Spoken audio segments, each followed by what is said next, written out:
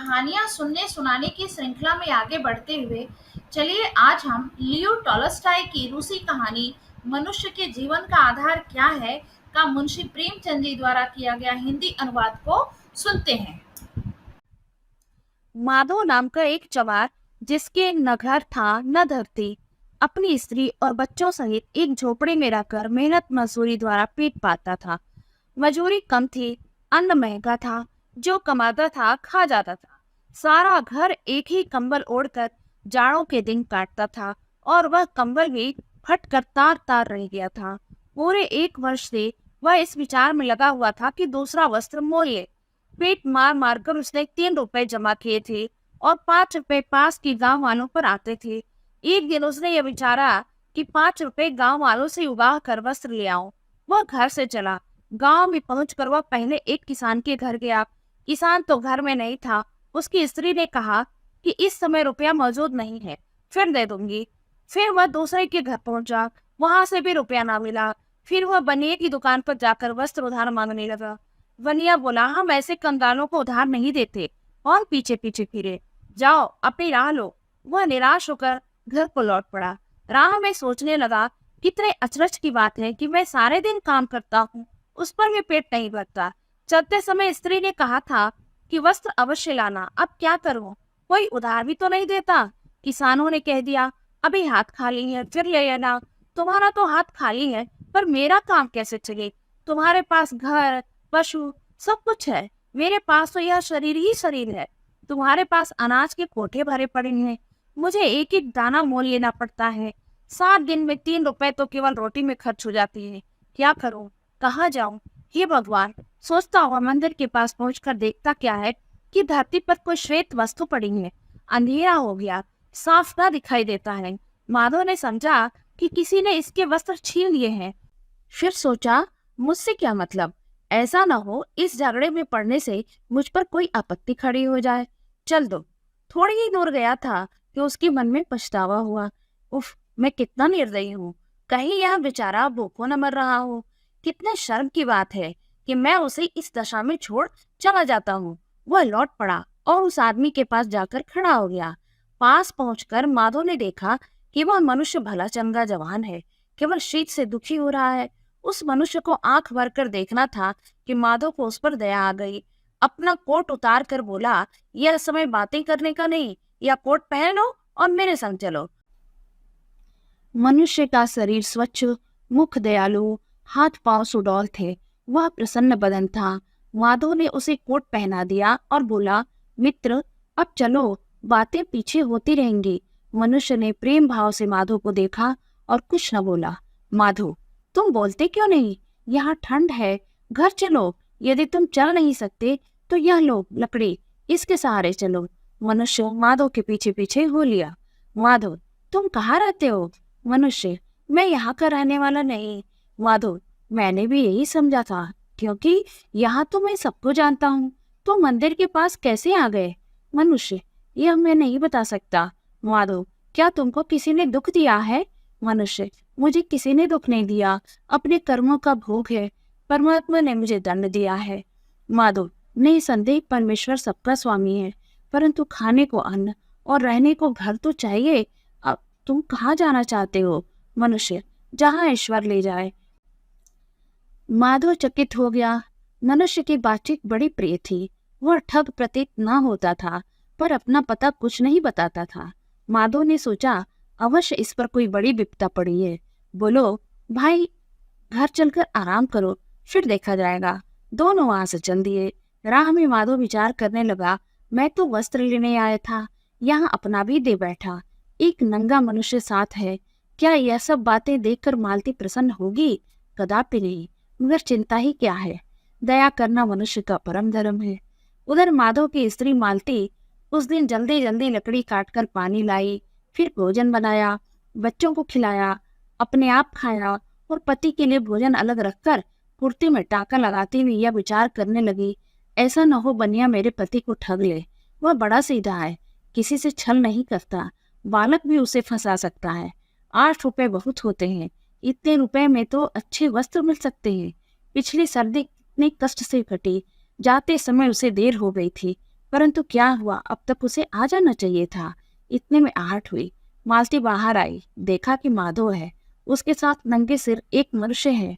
माधो का कोट उसके गले में पड़ा है। पति के हाथों में कोई गठरी नहीं है। वह शर्म से सिर झुकाए खड़ा है।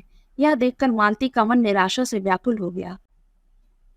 उसने समझा कोई ठग है। त्योरी चढ़ाकर खड़ी हो गई। देखने लगी कि वह क्या करता है। माधव बोला, यदि भोजन तैयार हो तो ले आओ। मालती जलकर राख हो गई, कुछ न बोली, चुपचाप वहीं खड़ी रही। माधव ताड़ गया कि स्त्री क्रोधाग्नि में जल रही है। माधव, क्या भोजन नहीं बनाया? मालती क्रोध से, हाँ बनाया है, परंतु तुम्हारे वास्ते नहीं। तुम तो वस्त्र मोल लेने गए थे। यह क्या किया? अपना कोट भी दूसरे को दे दिया। इस ठग को कहाँ से लाए? यहाँ कोई सदाव्रत थोड़ी चलता है। माधव, मालती बस बस, बिना सोचे समझे किसी को बुरा कहना उचित नहीं है। पहले पूछ तो लो कि यह कैसा है। मालती, पहले यह बताओ कि रुपए कहाँ फेंके। माधव, यह लो अपने 3 रुपए। गांव वालों ने कुछ नहीं दिया। मालती, रुपए लेकर, मेरे पास संसार भर के नंगे लुच्चों के लिए भोजन नहीं है। माधव, फिर वही बात, पहले इससे पूछ तो लो क्या कहता है। मालती, बस बस, पूछ चुकी। मैं तो विवाह ही करना नहीं चाहती थी, तुम तो घर खो हो। माधव ने बहुतेरा समझाया, वह एक न मानी। 10 वर्ष के पुराने झगड़े याद करके बकवास करने लगी। यहाँ तक कि क्रोध में आकर माधव की जैकेट फाड़ डाली और घर से बाहर जाने लगी। पर रास्ते में रुक गई और पति से बोली, अगर यह भला मानस होता तो नंगा ना होता। भला तुम्हारी भेंट इससे कहाँ हुई? माधव, बस यही तो मैं तुमको बताना चाहता हूँ। यह गांव के बाहर मंदिर के पास नंगा बैठा था। भला विचार तो कर, यह ऋतु बाहर नंगा बैठने की है क्या? दैवगति से मैं वहां जा पहुंचा, नहीं तो क्या जाने यह मरता या जीता। हम क्या जानते हैं कि इस पर क्या विपत्ति पड़ी है। मैं अपना कोट पहनाकर इसे यहाँ ले आया हूँ। देख, क्रोध मत कर, क्रोध पाप का मूल है। एक दिन हम सबको यह संसार छोड़ना है।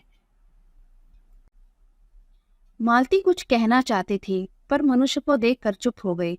वह आंखें मूंदे, घुटनों पर हाथ रखे, मौन धारण किए स्थिर बैठा था। माधो, प्यारी, क्या तुम में ईश्वर का प्रेम नहीं? यह वचन सुन मनुष्य को देखकर मालती का चित्त तुरंत पिघल गया। झट से उठी और भोजन लाकर उसके सामने रख दिया और बोली, खाइए। मालती की यह दशा देखकर मनुष्य का मुखार बिंद खिल गया और वह हंसा। भोजन कर लेने पर मालती बोली, तुम कहाँ से आए हो? मनुष्य, मैं यहाँ का रहने वाला नहीं। मालती, तुम मंदिर के पास किस प्रकार पहुंचे? मनुष्य, मैं कुछ नहीं बता सकता। मालती, क्या किसी ने तुम्हारा माल चुरा लिया? मनुष्य, किसी ने नहीं, परमेश्वर ने यह दंड दिया है। मालती, क्या तुम वहां नंगे बैठे थे? मनुष्य, हाँ, शीत के मारे ठिठुर रहा था। माधो ने देख कर दया की, कोट पहनाकर मुझे यहाँ ले आया। तुमने तरस खाकर मुझे भोजन खिला दिया। भगवान तुम दोनों का भला करे। मालती ने एक कुर्ता और दे दिया। रात को जब वह अपने पति के पास जाकर लेटी तो यह बातें करने लगी। मालती, सुनते हो? माधो, हाँ। मालती, अन्न तो चुक गया, कल भोजन कहाँ से करेंगे? शायद पड़ोसन से मांगना पड़े। माधो, जिएंगे तो अन्न भी कहीं से मिल ही जाएगा। मालती, वह मनुष्य अच्छा आदमी मालूम होता है, अपना पता क्यों नहीं बताता? माधव, क्या जानो, कोई कारण होगा।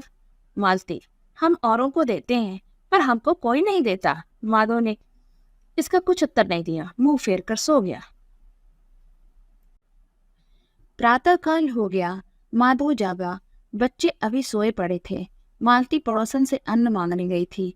अजनबी मनुष्य भूमि पर बैठा आकाश की ओर देख रहा था, परंतु उसका मुख अप्रसन्न था। माधव, मित्र पेट रोटी मांगता है, शरीर वस्त्र, अतएव काम करना आवश्यक है। तुम कोई काम जानते हो? मनुष्य, मैं कोई काम नहीं जानता। माधव, अभ्यास बड़ी वस्तु है। मनुष्य यदि चाहे तो सब कुछ सीख सकता है। मनुष्य, मैं सीखने को तैयार हूँ, आप सिखा दीजिए। माधव, तुम्हारा नाम क्या है? मनुष्य, मैकू। माधव, भाई मैकू, यदि तुम अपना हाल सुनाना नहीं चाहते तो ना सुनाओ, परंतु कुछ काम अवश्य करो। जूते बनाना सीख लो और यही रहो। मैकू, बहुत अच्छा। अब माधव ने मैकू को सूत बांटना, उस पर मूंग चढ़ाना, जूते सीना आदि काम सिखाना शुरू कर दिया। मैकू 3 दिन में ही ऐसे जूते बनाने लगा मानो सदा से चमार का ही काम करता रहा हो। वह घर से बाहर नहीं निकलता था, बोलता भी बहुत कम था। अब तक तो वह केवल एक बार उस समय हंसा था जब मालती ने उसे भोजन कराया था, फिर वह कभी नहीं हंसा। धीरे धीरे 1 वर्ष बीत गया। चारों ओर धूम मच गई कि माधव का नौकर मैकू जैसे पक्के मजबूत जूते बनाता है, दूसरा कोई नहीं बना सकता।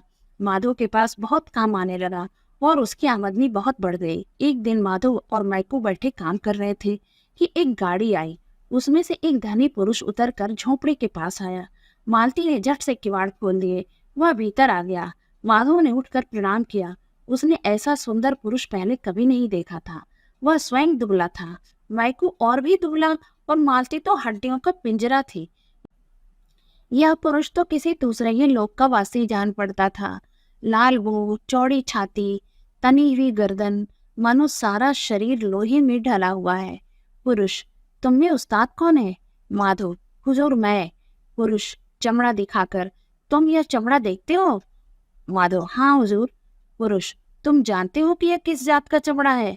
माधव: महाराज, यह चमड़ा बहुत अच्छा है। पुरुष: अच्छा, मूर्ख कहीं का, तुमने शायद ऐसा चमड़ा कभी नहीं देखा होगा। यह जर्मन देश का चमड़ा है। इसका मोल 20 रुपए है। माधव भय से: भला महाराज, ऐसा चमड़ा मैं कहाँ से देख सकता था? पुरुष: अच्छा, तुम इसका बूट बना सकते हो? माधव: हाँ हुजूर, बना सकता हूँ। पुरुष: हाँ हुजूर की बात नहीं, समझ लो कि चमड़ा कैसा है और बनवाने वाला कौन है। यदि साल भर के अंदर कोई टाका उखड़ गया अथवा जूते का रूप बिगड़ गया तो तुझे बंदे खाने जाना पड़ेगा, नहीं तो 10 रुपए मजूरी मिलेगी। माधव ने मैकू की ओर कनखियों से देखकर धीरे से पूछा कि काम ले लूं? उसने कहा हाँ ले लो। माधव नाप लेने लगा। पुरुष: देखो, नाप ठीक लेना, बूट छोटा ना पड़ जाए। मैकू की तरफ देखकर: यह कौन है? माधव: मेरा कारीगर। पुरुष मैकू से: हो, देखो, बूट 1 वर्ष चलना चाहिए, पूरा 1 वर्ष, कम नहीं। मैकू का उस पुरुष की ओर ध्यान ही नहीं था। वह किसी और धुन में मस्त बैठा हंस रहा था। पुरुष क्रोध से: मूर्ख, बात सुनता है कि हंसता है? देखो, बूट बहुत जल्दी तैयार करना, देर ना होने पाए। बाहर निकलते समय पुरुष का मस्तक द्वार से टकरा गया। माधव बोला: सिर है कि लोहा, किवाड़ ही तोड़ डाला था। मालती बोली: धनवान ही बलवान होते हैं, इस पुरुष को यमराज भी हाथ नहीं लगा सकता, और की तो बात ही क्या है। उस आदमी के जाने के बाद माधव ने मैको से कहा: भाई, काम तो ले लिया है, कोई झगड़ा न खड़ा हो जाए। चमड़ा बहुमूल्य है और यह आदमी बड़ा क्रोधी है, भूल ना होनी चाहिए। तुम्हारा हाथ साफ हो गया है, बूट काट तुम दो, सी मैं दूंगा। मैको बूट काटने लगा। मालती नित्य अपने पति को बूट काटते देखा करती थी। मैको की काट देखकर चकराई कि यह क्या कर रहा है। शायद बड़े आदमियों के बूट इसी तरह काटे जाते होंगे। यह विचार कर चुप रह गई। मैकू ने चमड़ा काटकर दोपहर तक स्लीपर तैयार कर लिए।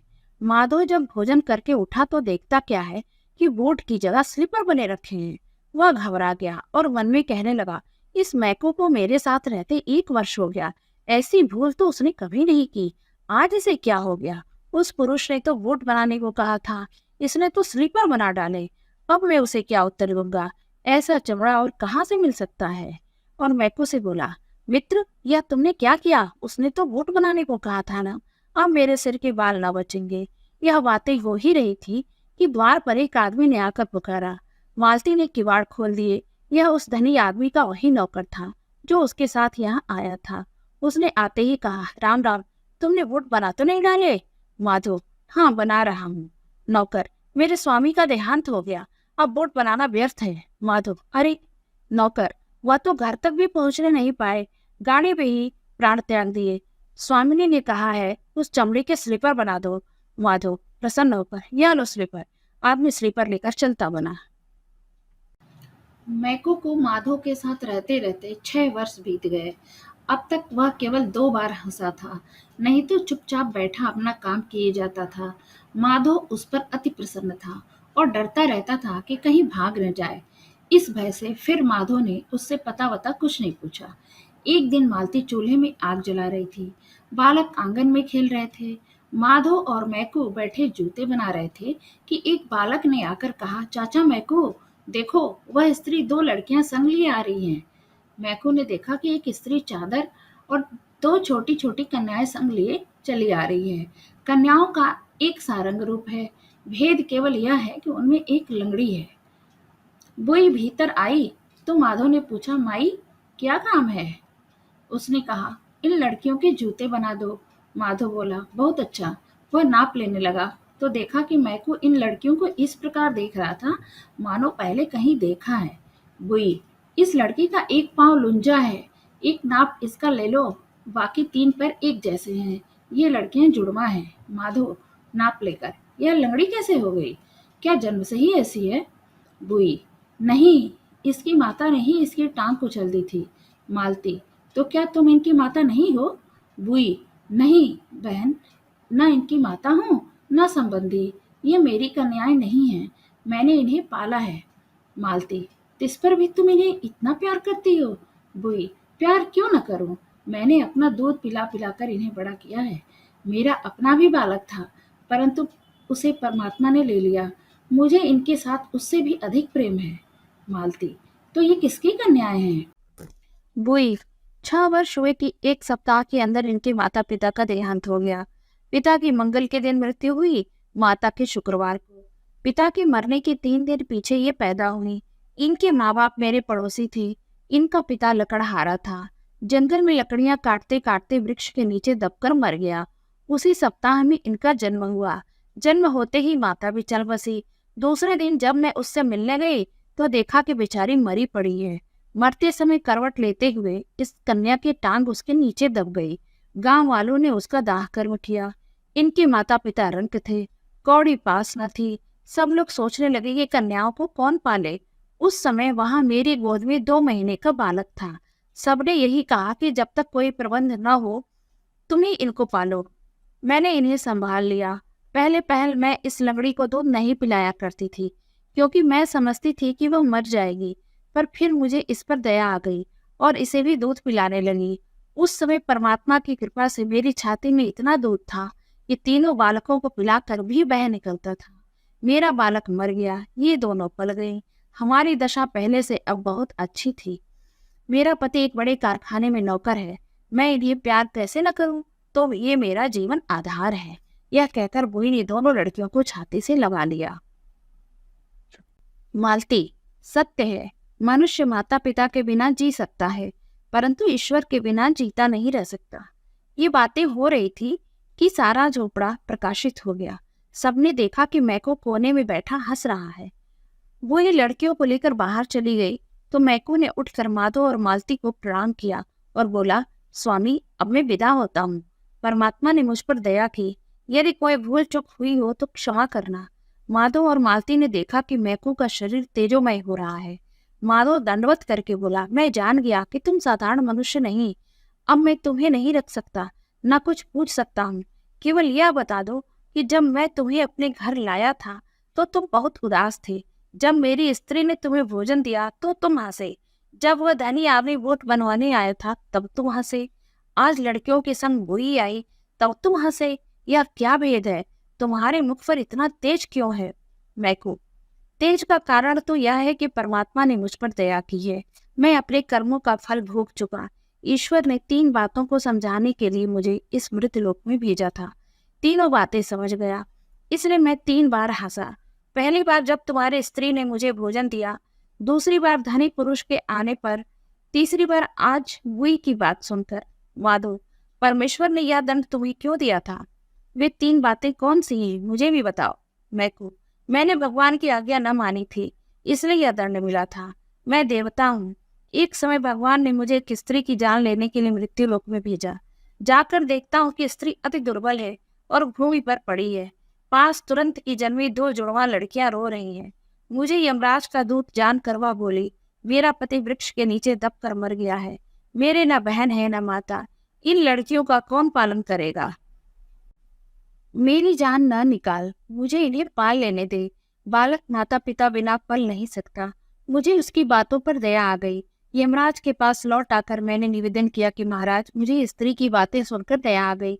उसकी जुड़वा लड़कियों को पालने वाला कोई नहीं था, इसलिए मैंने उसकी जान नहीं निकाली, क्योंकि बालक माता पिता के बिना पल नहीं सकता। यमराज बोले, जाओ अभी उसकी जान निकाल लो, और जब तक ये 3 बातें न जान लोगे कि मनुष्य में क्या रहता है, दूसरा मनुष्य को क्या नहीं मिलता, और तीसरा मनुष्य का जीवन आधार क्या है, तब तक तुम स्वर्ग में न आने पाओगे। मैंने मृत्यु लोक में आकर स्त्री की जान निकाल ली। मरते समय करवट लेते हुए उसे एक लड़की की टांग कुचल दी। मैं स्वर्ग को उड़ा, परंतु आंधी आई, मेरे पंख उखड़ गए और मैं मंदिर के पास आ गिरा। अब माधव और मालती समझ गए कि मैको कौन है। दोनों बड़े प्रसन्न हुए कि अहो भाग्य, हमने देवता के दर्शन किए। मैको ने फिर कहा, जब तक मनुष्य शरीर धारण नहीं किया था, मैं शीत, गर्मी, भूख, प्यास का कष्ट नहीं जानता था, परंतु मृत्यु लोक में आने पर प्रकट हो गया कि दुख क्या वस्तु है। मैं भूख और जाड़े का मारा मंदिर में घुसना चाहता था, लेकिन मंदिर बंद था। मैं हवा की आड़ में सड़क पर बैठ गया। संध्या समय एक मनुष्य आता दिखाई दिया। मृत्यु लोक में जन्म लेने पर यह पहला मनुष्य था जो मैंने देखा था। उसका मुख ऐसा भयंकर था कि मैंने नेत्र मूंद लिए, उसकी ओर देख न सका। वह मनुष्य यह कह रहा था कि स्त्री पुत्रों का पालन पोषण किस भांति करे, वस्त्र कहाँ से लाए, इत्यादि। मैंने विचारा, देखो, मैं तो भूख और शीत से मर रहा हूँ, यह अपना ही रोना रो रहा है, मेरी कुछ सहायता नहीं करता। वह पास से निकल गया। मैं निराश हो गया। इतने में मेरे पास लौट आया। अब दया के कारण उसका मुख सुंदर दिखने लगा। माधव, वह मनुष्य तुम थे। जब तुम मुझे घर लाए, मालती का मुख तुमसे भयंकर था, क्योंकि उसमें दया का लेश मात्र न था। परंतु जब वह दयालु होकर भोजन लाई, तो उसके मुख की कठोरता जाती रही। तब मैंने समझा कि मनुष्य में तत्व वस्तु प्रेम है, इसीलिए पहली बार हंसा। 1 वर्ष पीछे वह धनी मनुष्य बूट बनवाने आया। उसे देखकर मैं इस कारण हंसा कि बूट तो 1 वर्ष के लिए बनवाता है और यह नहीं जानता कि संध्या होने से पहले मर जाएगा। तब दूसरी बात का ज्ञान हुआ कि मनुष्य जो चाहता है सो नहीं मिलता, और मैं दूसरी बार हंसा। 6 वर्ष पीछे आज यह बुई आई, तो मुझे निश्चय हो गया कि सबका जीवन आधार परमात्मा है, दूसरा कोई नहीं। इसलिए तीसरी बार हंसा। मैको प्रकाश स्वरूप हो रहा था, उस पर आंख नहीं जमती थी। वह फिर कहने लगा, देखो, प्राणी मात्र प्रेम द्वारा जीते हैं, केवल पोषण से कोई नहीं जी सकता। वह स्त्री क्या जानती थी कि उसकी लड़कियों को कौन पालेगा। वह धनी पुरुष क्या जानता था कि गाड़ी में ही मर जाऊंगा, घर पहुंचना कहाँ।